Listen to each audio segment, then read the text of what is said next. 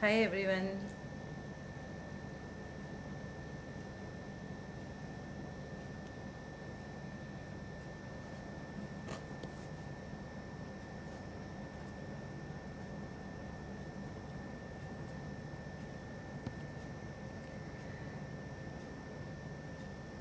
अपना ज़माना आप ही बनाते हैं अहले दिल।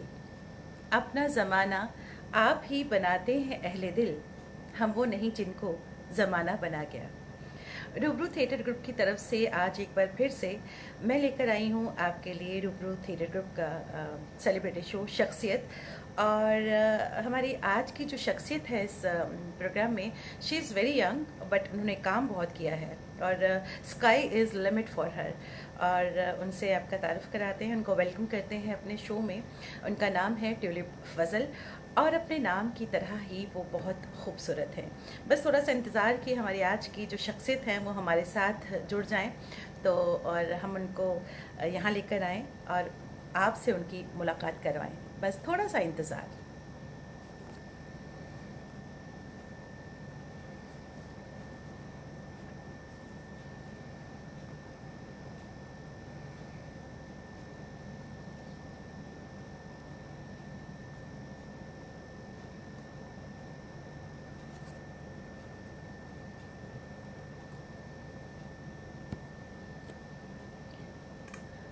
आपको ये बता दें कि रूबरू थिएटर ग्रुप इस क्वारंटाइन में स्पेशली जो आजकल का ये माहौल चल रहा है, खूब कोशिश कर रहा है अपने जो रूबरू से जुड़े हुए दर्शक हैं उनको एंटरटेन करने की।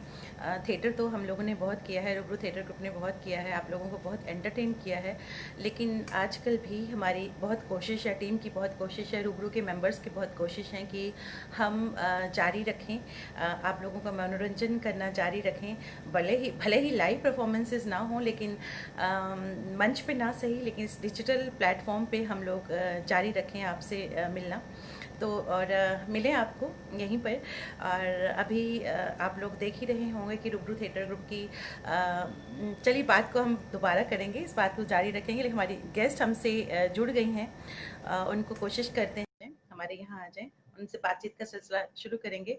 मैं आपको बता रही थी कि हम लोग ध्रुव थिएटर ग्रुप की एक मूवीज आ रही हैं, शॉर्ट फिल्म्स आ रही हैं, मंडे पे फ्राइडे को रिलीज होती हैं, यूट्यूब चैनल पे है, वो आप जरूर देखिएगा। और हमारी आज की जो सेलिब्रिटी गेस्ट हैं, शख्सियत जिनके बारे में आपसे बात कर रही थी, ट्यूलिप फजल, अपने नाम की तरह ही बहुत खूबसूरत हैं और छोटी सी उम्र में बहुत काम किया है। हाय ट्यूलिप, आपका बहुत हेलो। Hello tulip.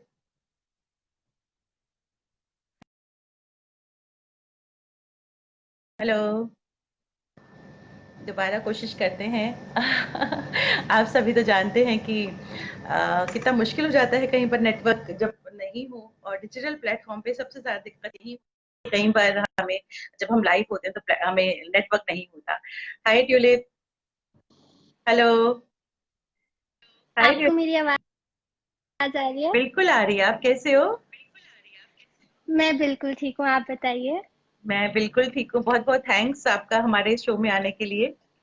तो प्लेजर इज माइन। तो सबसे पहले तो मैं आपसे यही जानना चाहूंगी, आप फैशन ब्लॉगर हैं, आप फिल्म मेकर हैं, आपने बहुत काम किया है इस छोटी सी उम्र में, तो इतना सब आपने कैसे किया? कहाँ से आपको इतनी इंस्पिरेशन मिली ये सब करने के लिए?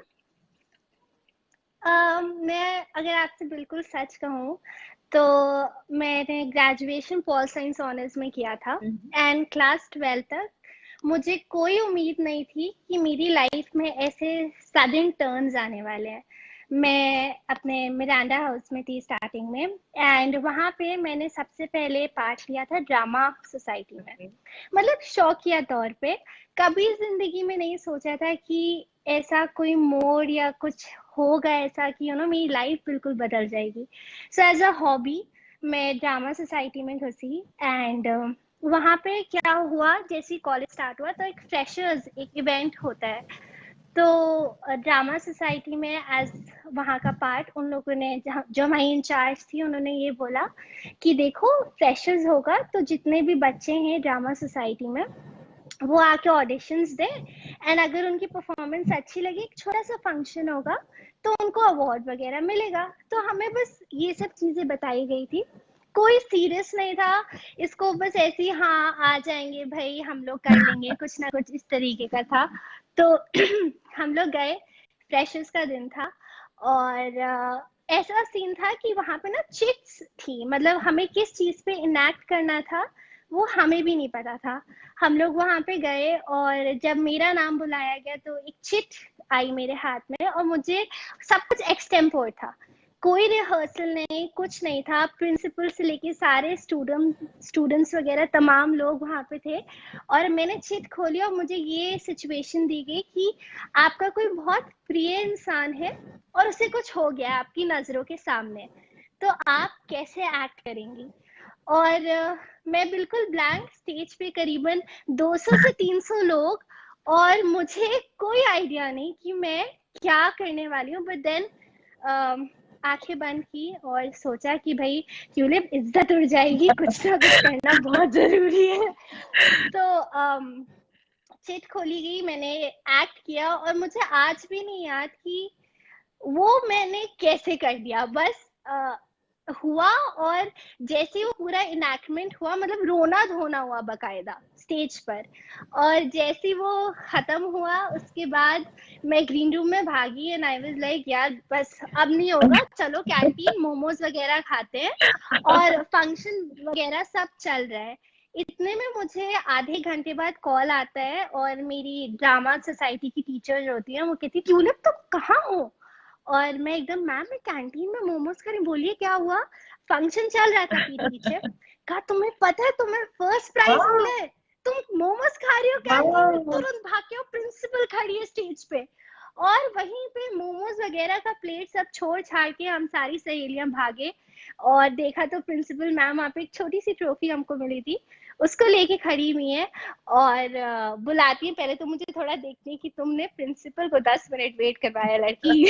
और उसके बाद गले वाले मिलके हमको ट्रॉफी दिया। तो वहां से मुझे ये एक्टिंग का कीड़ा काटा। और ये तो थी एक्टिंग की बात, और जहां तक फैशन की बात करें तो ये गर्ल्स कॉलेज था। तो जब हम लोग जाते थे, हम तो बहुत ही मतलब लूज शर्ट पहन ली, पजामा पहन लिया, एक छोटा सा बैकपैक ले लिया, चल गए कॉलेज। तो जब वहां पे लड़कियों को देखा, और उनका जिस तरीके से पूरा ड्रेसअप होती थी, उनका पूरा अटायर देखा, तो ये मतलब एक फीलिंग मन में आई कि यार मतलब फैशन नाम की कोई चीज एग्जिस्ट करती है, और वो बहुत इम्पोर्टेंट है भाई। क्योंकि नए नए कॉलेज में आए थे, इन सब चीजों की नई नई हवा लगी थी। तो ये सब मेरे कॉलेज के फर्स्ट ईयर से ये दोनों चीजें स्टार्ट हुई हैं। तो उसको फिर आपने आगे कंटिन्यू कैसे कर रखा किया? उसके बाद क्या हुआ कि जब मेरे बोर्ड का रिजल्ट आया था, आई स्कोर 94%, तो मेरे वाओ पापा ग्रेट। बहुत खुश थे जी। वो बहुत खुश थे, तो उन्होंने क्या किया कि हमको फोटोग्राफी का बहुत शौक था। तो जैसे मेरा रिजल्ट आया, उन्होंने सबसे पहले हमको एक चेक काट के दिया, और उन्होंने ये कहा कि जाओ ट्यूलिप अपना सबसे पहला कैमरा लेकर आओ। और मैं बहुत खुशी खुशी, मतलब मेरे लिए तो जैसे मेरी जो जन्नत हाथ में थमा दी हो। मैं गई, मैं भागते हुए, सबसे पहले मेरा, मुझे आज भी याद है, मेरा पहला कैमरा था 600D कैनन का, और मैंने कैमरा खरीदा जी। और उसके बाद शॉपिंग करती थी, हर लड़की का ख्वाब होता है शॉपिंग। तो एक दोस्त था मेरा, और मैं उसे कहती थी कि भाई मैंने नया कैमरा खरीदा है, तुम कैमरा पकड़ो, मेरे वार्डरोब में जितने भी कपड़े हैं मुझे भाई फोटो खिंचवानी है, मेरे कॉलेज में बहुत सुंदर लड़कियां आती हैं, मैं बिल्कुल पीछे नहीं हटने वाली। तो वो भी मुझे कहता था ठीक है ट्यूलिप, तुम बताओ कब करना है, कहाँ करना है। तो मैं उनके सामने आउटफिट मतलब सब तैयार तैयार होके आती थी, और वो मेरा रोज फोटो शूट करते थे। और शौकिया तौर पे जो फोटोग्राफ्स वो क्लिक करते थे, वो तब एक इंस्टाग्राम नया नया, बिल्कुल नया नया आया था, मैंने उस पर पोस्ट करना स्टार्ट किया। ऐसी शौकिया तौर पे करती थी, कुछ सीरियस नहीं था, कुछ आइडिया नहीं था, बस कि भाई खूबसूरत लग रही हूँ तो चलो पिक्चर अपलोड कर दो। करते करते करते करते ये हुआ कि 0 फॉलोअर्स से कुछ टाइम बाद 10,000 फॉलोअर्स हो गए। ग्रेट। समझ नहीं आया, बिल्कुल समझ नहीं आया कि क्यों फॉलो किया, समझ नहीं आया कि ऐसा क्या दिखा भाई। पर लड़कियों के खास तौर पे मैसेजेस आते थे कि आपका ड्रेसिंग स्टाइल बहुत अच्छा है, आपने ये चीज़ कहाँ से ली, मुझे किसी इवेंट में जाना है तो कैसे तैयार हूँ, क्या करूँ, ये सब चीज़ें। तो धीरे धीरे करके ना यहाँ से स्पार्क उठी और धीरे धीरे वो नशा बन गया, टू बी प्रिसाइज। हम्म। ऐसी चीज थी। तो आपने इसमें क्या क्या किया है जब आप फैशन ब्लॉगिंग को लें, अगर हम खास तौर पे, तो उसमें कुछ स्पेशल अगर आप हमारे दर्शकों के साथ शेयर करना चाहें तो। फैशन के उसमें मैंने काफी शूट्स किए हैं। हम्म शूट्स में प्रोडक्ट शूट्स किए हैं। जब आपकी इंस्टाग्राम पे एक अच्छी फॉलोइंग हो जाती है, उसके बाद काफी ब्रांड्स आपको अप्रोच करती हैं प्रमोशन के तौर पे। हम्म सिर्फ ये चीज नहीं, बेसिकली सब, अगर मैं आपसे बहुत ऑनेस्ट हूँ, ये सारा खेल फॉलोइंग का है। जितने आप फेमस रहते हैं उतना प्रमोशन के लिए उतनी ब्रांड्स आपको अप्रोच करती है, उतने प्रोडक्ट्स आप मार्केट में, basically this all is a business. तो फैशन इस तरीके से होता है। दूसरी चीज, जिस तरीके से आप ड्रेसअप करते हैं, अपने आप को कैरी करते हैं, हम्म तो पीपल वांट कि they get this knowledge of it. सब में नहीं होती, सब लोग के पास आइटम्स बहुत होते हैं, हम्म। कपड़े एक से बड़े एक होते हैं, but then they don't know how to dress up, right. तो ये सब चीजें बहुत इंपॉर्टेंट। उसके अलावा मैंने काफी यूट्यूब वीडियोस में काम किया है। एक शॉर्ट फिल्म थी मेरी मैं उसकी योगेंद्र तरफ आ टिक्कू रही जी के थी, साथ। शॉर्ट फिल्म की तरफ। जी। जी जी फैशन जी, ब्लॉगिंग की मैंने हम बात उनके करें तो साथ। फैशन ब्लॉगिंग से फिल्म्स की तरफ, और मैंने देखा बहुत बहुत बहुत अच्छी फिल्म बनाई है आपने। शॉर्ट फिल्म तो है लेकिन बहुत शुक्रिया। खूबसूरती से उसको आपने, इतना खूबसूरत लोकेशंस पे आपने उसको शूट किया है। एक्टिंग वाइज वो बहुत अच्छी है। हेड्स ऑफ टू यू, बहुत अच्छा है। तो उसके बारे में थैंक आप यू। बताइए हमको। मैं बेसिकली एक प्रोडक्शन हाउस से एसोसिएटेड हूँ, हम्म तो वो लोग मेरे साथ, मेरे पास स्क्रिप्ट लेकर आए और उन लोगों ने मुझे पूरा पढ़ने को बोला। एंड जब मैंने पढ़ा वो चीज, तो कहते हैं ना, जब कोई चीज आपको, आप एकदम कनेक्ट कर जाते हो उस चीज हम्म से। तो जब मेरे पास स्क्रिप्ट आई थी, तो कुछ वैसा सा ही मोमेंट हुआ। और फिर उन लोगों ने मुझे ये बताया गया कि ट्यूलिप, भाई मूवी तो है, पर मूवी स्पीति वैली में शूट होगी। हम्म और मैं बहुत ठंड से मुझे थोड़ी कोफ्त होती है, मुझसे बहुत ठंड बर्दाश्त नहीं हो पाती। तो मेरे लिए ये थोड़ा था कि भाई चलो मूवी है, अच्छा है। मुझे बाद में रिवील किया गया कि योगेंद्र टिक्कू जी इसका पार्ट होंगे। मुझे सिर्फ फर्स्ट हाफ जो है मूवी का, वो स्पीति वैली में शूट हुआ है एंड सेकेंड हाफ दिल्ली में शूट हुआ है। सो उन्होंने मुझे बताया कि भाई स्पीति जाना होगा। तो बहुत जद्दोजहद के बाद, मतलब सबसे बात वगैरह करने के बाद, मॉम डैड से परमिशन लेने के बाद, क्योंकि उनके लिए it was a very big thing hmm कि आप अकेले हो। और सिर्फ दो लड़कियां थी, मैं और मेरे साथ एक और एक्ट्रेस थी, वो, और बाकी पूरा क्रू था हमारा, कि आप लोगों को स्पीति जाना होगा। सो हम लोग गए। और मैं आपको सच बताऊं तो इंडिया में मैंने स्पीति से ज्यादा अद्भुत जगह जीवन में नहीं देखी अभी क्या तक। बात है, मतलब सच अगर में? आप, मैं सच में, जैसे आप एडिटेड फोटोग्राफ्स देखते हो ना, अगर आप 360 देखो, तो आपको हर एक एरिया पे इतना सुंदर व्यू मिले, लगता ही नहीं इंडिया का पार्ट है। लगता ही नहीं। बहुत खूबसूरत जगह है वो। तो तो हम लोग गए। जी जी जी जी जी, जी, बोलिए। कैरी ऑन, कैरी ऑन जी। आ, तो हम लोग वहां पे गए और शूट हमारा स्टार्ट हुआ। एक से बड़ी एक लोकेशन, और वहां पे आप मानेंगे नहीं, हम लोगों ने -10 डिग्री में शूट किया है।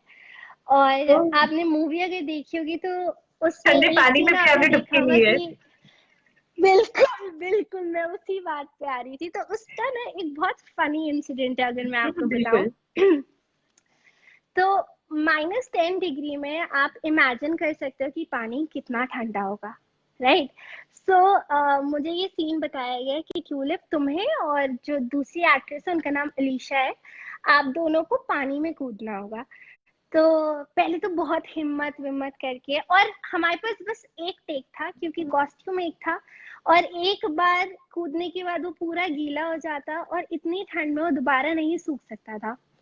तो we just had one shot. तो हम लोग गए, हम लोग, और सारी रिहर्सल सब कुछ सेटअप करने के बाद हमारे जो आदित्य, जो हमारे डायरेक्टर थे, उन्होंने कहा कि चलो भाई स्टार्ट कर रहे हैं, ट्यूलिप सब रेडी है, सब रिहर्सल वगैरह होगी। मैंने कहा ठीक है।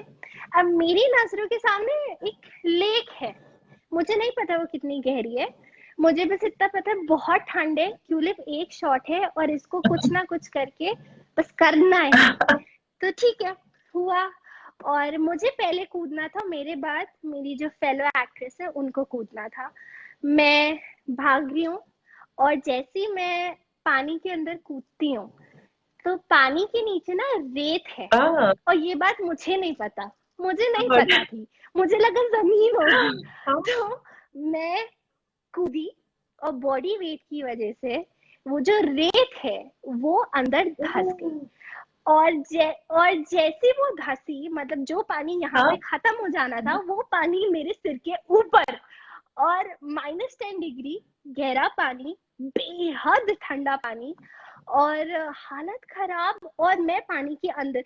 इतने में सांस अटकी मेरी, मैं बाहर आई और मैं उस लड़की को देख रही हूँ, वो मुझे देख रही है, और हम दोनों बाहर निकालो बाहर निकालो, बहुत ठंडा है बहुत ठंडा है।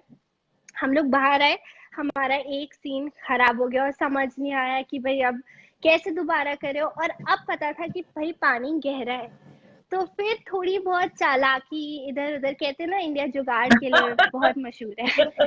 तो कोई ना कोई जुगाड़ बिठा के हम लोगों ने वो सीन दोबारा किया, और इस तरीके से किया कि हमारे कपड़े गीले ना दिखे, और तो फिर ट्यूलिप, हमने वो पूरा ये सब अपना जो तो सीन था। ये सब इसीलिए किया, और आप इतनी यंग एज में जिस मकाम पे पहुंची है, तो इसका सबसे बड़ा रीजन तो यही है कि आपकी डेडिकेशन और सिंसियरिटी जो है, अरे ये सबसे, आई थिंक ये सबसे बड़ा रीजन होता है किसी चीज में सक्सेस पाने के लिए।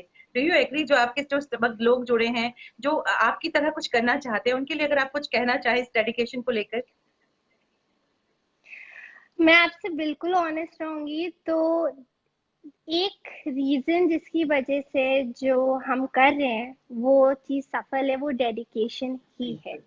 क्योंकि बीच में ऐसे बहुत हालात, बहुत सिचुएशंस उमड़ती हैं जिनसे मन हताश हो जाता है, हम्म, और आपको लगता है कि अब नहीं, क्योंकि इंसान में ना पेशेंस की थोड़ी कमी है, और इस फील्ड में पेशेंस होना उतना ही जरूरी है।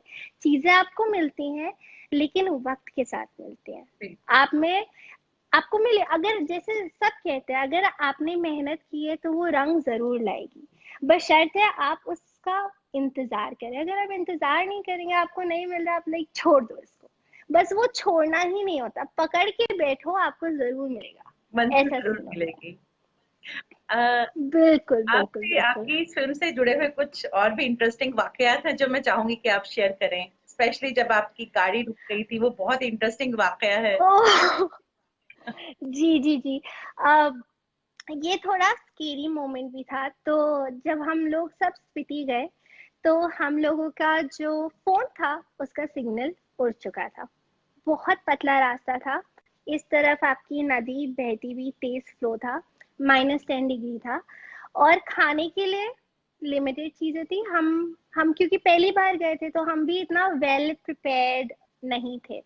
तो एक ऐसा सीन आता है कि जब शूट वगैरह सब हो गया, हम लोग वापस आ रहे थे, सबको बहुत भूख लगी थी। तो ये तय हुआ कि एक छोटा सा ढाबा था, एक टेंट नुमा, और उसमें गद्दे गद्दे थे, बीच में अंगीठी जल रही थी छोटी सी। तो ये हुआ कि भाई यहाँ खा लो। हम खाते गए तो ठंड में अंधेरा बहुत जल्दी घिराता है।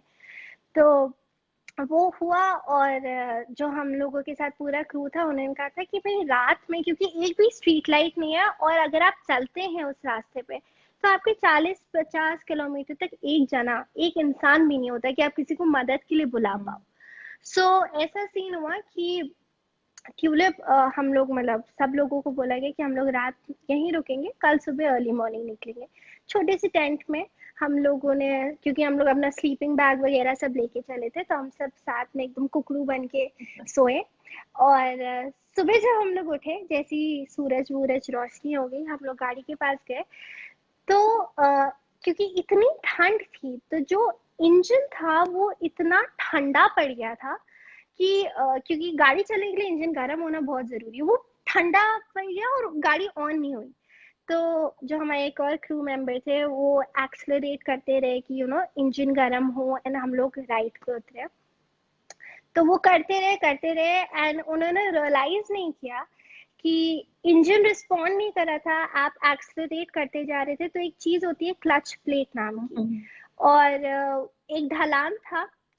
हम लोग मतलब गाड़ी थोड़ी बहुत बढ़नी स्टार्ट हो गई थी, लेकिन बहुत उस क्लच प्लेट पे बहुत बर्डन पड़ रहा था, और एकदम से ना हम सबको बहुत जलने की स्मेल आई कि ये जलने की स्मेल, और गाड़ी बहुत तेज आवाज कर रही है।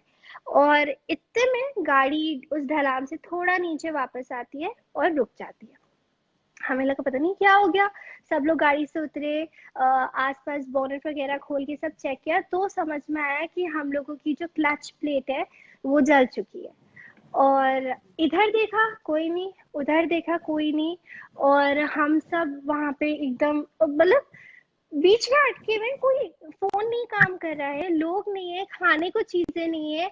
हमें मनाली वापस पहुंचना है क्योंकि हम लोगों की अगले दिन की बसेज है। हमको वापस आके योगेंद्र जी के साथ शूट करना है, उनको भी नहीं बोल सकते कि कैंसिल हो गया। तो हमें वापस तो आना है, पर कोई पॉसिबल मोड ऑफ ट्रांसपोर्ट है ही नहीं।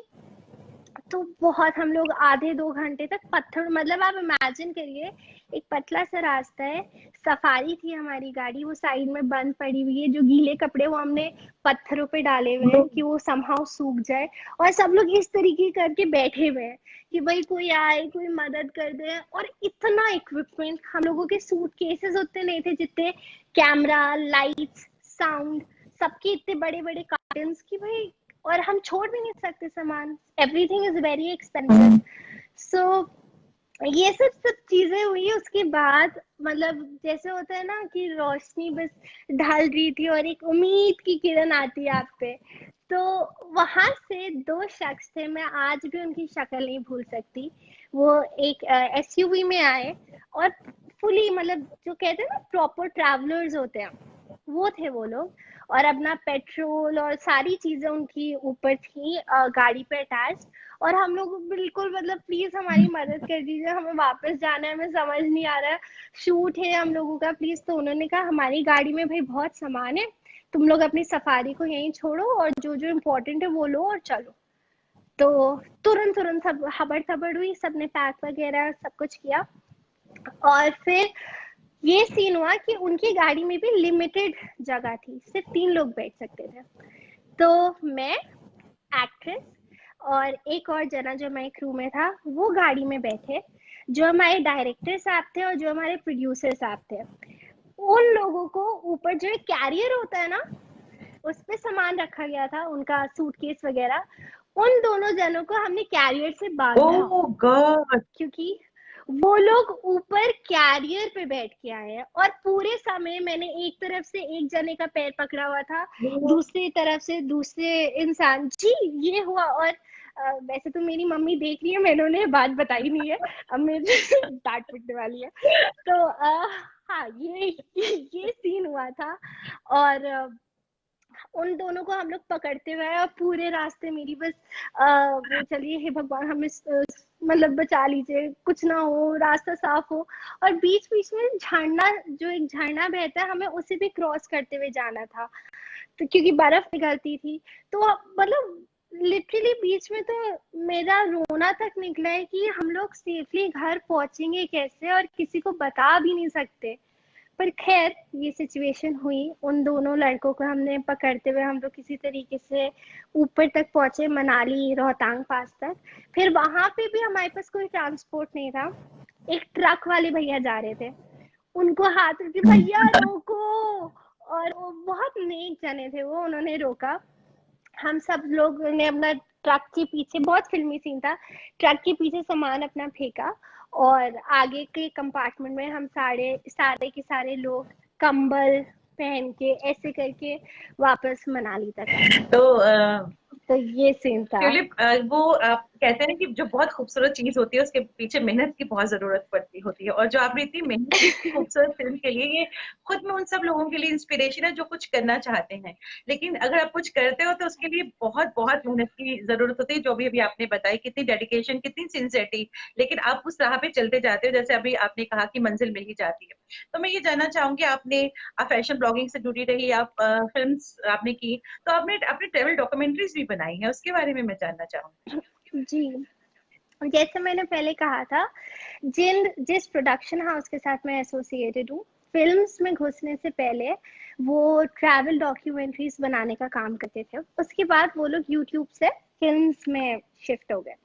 तो जब ट्रैवल डॉक्यूमेंट्रीज बनाने का सीन था तो मैं उन्हीं के साथ थी, क्योंकि मैं जिन्होंने वो प्रोडक्शन हाउस स्टार्ट किया था उन दोनों को पर्सनली भी जानती थी। और ट्रैवलिंग का जैसा होता है ना, एक कीड़ा जब आपको बहुत कस के काट लेता है तो उसका असर गहरा होता है। तो मुझे ट्रैवलिंग का भी वहां से भूत चढ़ चुका था। तो उन लोगों ने ये प्रपोजल रखा कि ट्यूलिप हम लोग ट्रैवल वीडियोस बनाएंगे, और हमें एक फेस चाहिए, उन वीडियोस में एक लड़की का फेस चाहिए, तो क्या तुम बनोगी इसका पार्ट? एज लाइक सोने पे सुहागा, ट्रैवलिंग मिल रही है और मैं कैमरे के सामने हूँ, बिल्कुल बेशक कोई क्वेश्चन का तो पॉइंट ही नहीं है। तो वैसे ही हम लोगों ने कुछ जगहें ही कवर की, उसके बाद हम लोग फिल्म्स में घुस गए थे। तो जिन जगहों को हमने कवर किया उनमें से एक थी आगरा, बनारस, वृंदावन, नोएडा और जयपुर। ये 5 जगहें हम लोगों ने कवर की, और हमारा मेन मोटिव उन ट्रैवल डॉक्यूमेंट्रीज से यही था कि हम लोग लोगों को एक वो इमेज दिखाएं जो बहुत टूरिस्टी ना हो। मतलब सारी जगहें आपने नाम सुना होगा, सब लोग जाते रहते हैं, बहुत मैंने आपकी फेमस है, डॉक्यूमेंट्रीज देखी लेकिन हैं। एक मैंने आपकी जी, डॉक्यूमेंट्रीज भी तो देखी हैं। अच्छा अच्छा अच्छा। जी। तो एक वो नजरिया होता है जो जिस तरीके से एक टूरिस्ट देखता है, और एक वो नजरिया हाँ। जिस तरीके से हम लोग हर गली नुक्कड़, जो वहाँ के लोकलाइट्स हैं, वहाँ का खाना, रहना, हम सारी चीजें हम लोगों ने कोशिश की कि हम उस ट्रैवल डॉक्यूमेंट्री में वो कवर करें। तो आपके दिल के क्या करीब है, तो ये फैशन था। ब्लॉगिंग आपका, या आपका फिल्म मेकिंग, या फिर ये जो डॉक्यूमेंट्रीज बनाते हो, कौन सी चीज ज्यादा आपको अट्रैक्ट करती है? ये ना, मैं सच बताऊं, मेरे जीवन का सबसे मुश्किल सवाल है। मतलब ये सब, मैं एक बहुत क्रिएटिव फैमिली से आती हूँ, मैं आपको सच बताऊं तो। और ये सब मुझ में नहीं, अगर आप मेरे भाई को भी देखेंगे वो भी बहुत क्रिएटिव, मेरी मॉम, मेरे डैड, वो सब लोग मतलब क्रिएटिविटी से बहुत जुड़े हुए हैं। बिल्कुल जुड़े तो हैं। अगर आप मुझे ये कहेंगे कि ट्यूलिप तुम्हें चूज करना है, तो मेरा जवाब होगा कि वो टेक्निकली पॉसिबल ठीक। है नहीं, क्योंकि एक फील्ड से एक फील्ड जुड़ी हुई है, और अगर मैंने एक को छोड़ दी तो मुझे दूसरी नहीं मिलेगी। तो फिर तो ये बिगेस्ट सब कनेक्ट। तो ठीक है, इस सवाल को जाने देते हैं। जो बिगेस्ट चैलेंज आपने फेस किया है फैशन ब्लॉगिंग में, या फिल्म मेकिंग में, या ट्रेवल में, उसके बारे में बताइए, क्या आपको चैलेंजिंग लगा है सबसे ज्यादा? अगर फैशन ब्लॉगिंग की बात करें तो जो चीज़ मेरे लिए सबसे ज़्यादा चैलेंजिंग थी वो था कि एक तो कंपटीशन बहुत है। हम्म। मतलब आपको as a fashion hmm. Blogger ऐसी सिचुएशंस कभी कभी आती हैं जिसमें आप कंफर्टेबल नहीं रहते। हम्म। मतलब क्या पता कुछ चीज़ें आपके नज़रिए में अपीलिंग हो, शायद दूसरों के नज़रिए में ना हो, बट क्योंकि फैशन इस तरीके का है जो वक्त के साथ बदलता है, हम्म। कांस्टेंट नहीं रहता। तो जो नया चेंज है एज अ फैशन ब्लॉगर, आपको वो चेंज अपने में भी लाना होगा, भले ही आपको पसंद आए या ना आए, क्योंकि people look up to you, right? आप एक फैशन रिप्रेजेंटेटिव हैं, तो this is your moral duty कि आप वो एस्पेक्ट भी कवर करें। You can not leave in between just because you are uncomfortable. अगर ये हम सीन है। फैशन और जी जी जी जी जी बोलिए। जी, अगर हम फैशन, और अगर आप एक्ट, हाँ जी, पता है, नहीं आप carry on, carry on, carry on. जी, जी। अगर आप एक्टिंग के उसमें सोचे कि सबसे डिफिकल्ट क्या है पेशेंट, तो मैं ये बोलूंगी कि हर प्रोजेक्ट के बाद ना एक एक्टर को रियलाइज होता है कि उसमें कुछ और खूबियां हैं, ओके। कुछ और बेटर करने का जो नशा होता है ना, वो एक्टिंग में आई थिंक सबसे ज्यादा चैलेंजिंग है। क्योंकि हम लोगों को ये फील होता है कि हमने एक्ट किया, ये हमारी परफॉर्मेंस है, अगली परफॉर्मेंस इससे बेटर हो, बेटर होना चाहिए। उसकी अगली परफॉर्मेंस उससे बेटर होनी है। So I think as an actor this is your biggest challenge कि जो आपकी अगली परफॉर्मेंस हो वो बेटर हो। जी। तो अगर फैशन रूल को डिस्क्राइब करने की बात हो तो आप क्या कहेंगी? जी, अगर फैशन रोल को डिफाइन करने की बात करिए ना, हम्म।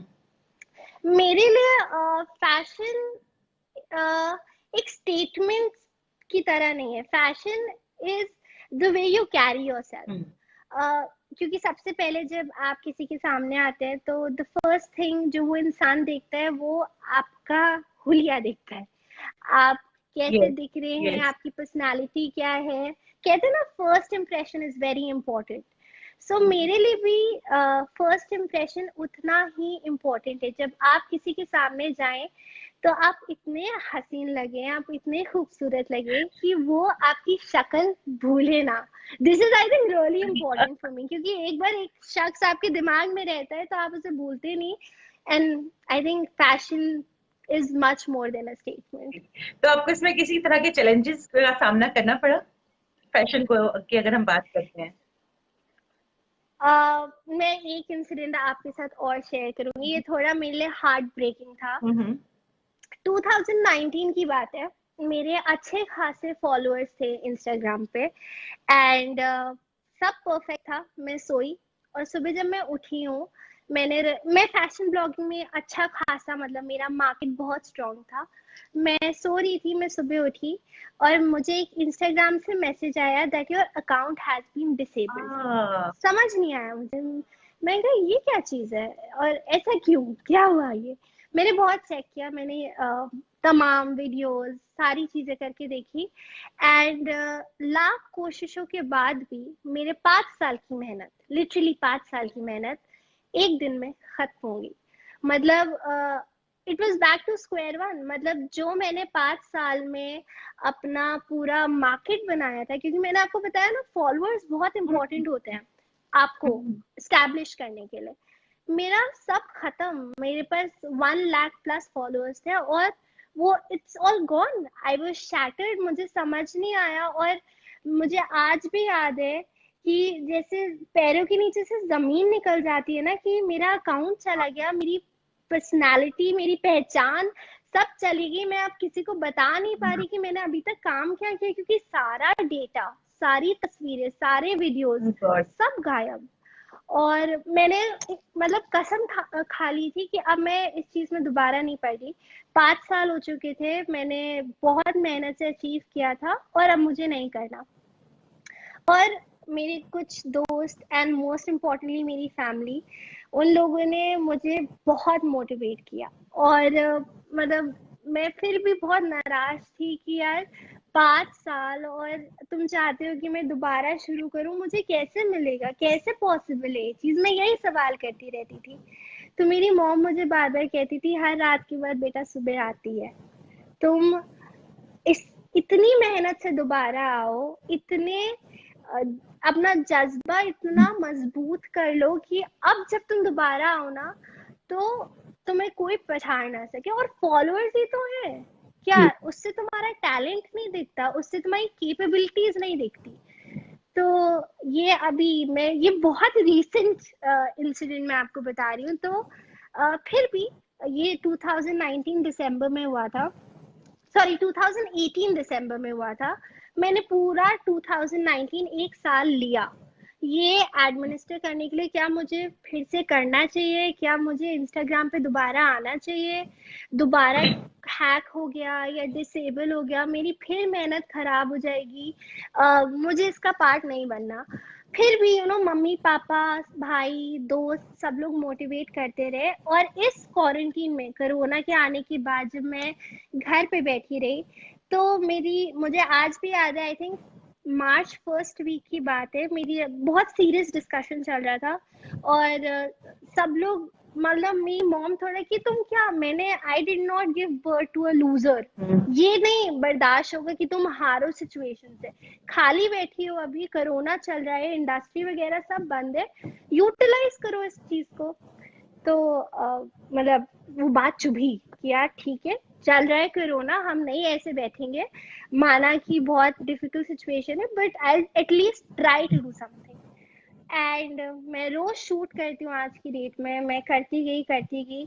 मेरे पिछले 1 साल से सिर्फ 8,000 फॉलोअर्स थे, एंड अब अगर आप देखें I am 40K plus just in 3 months। Wow, great great. So मतलब एग्जैक्टली यस। तो ये चीज एक थी लाइफ चेंजिंग मोमेंट मेरे लिए अभी, क्योंकि आपने सुना होगा कोरोना की वजह से काफी चीजें रुक गई, मेरी कोरोना की वजह से चालू हो गई।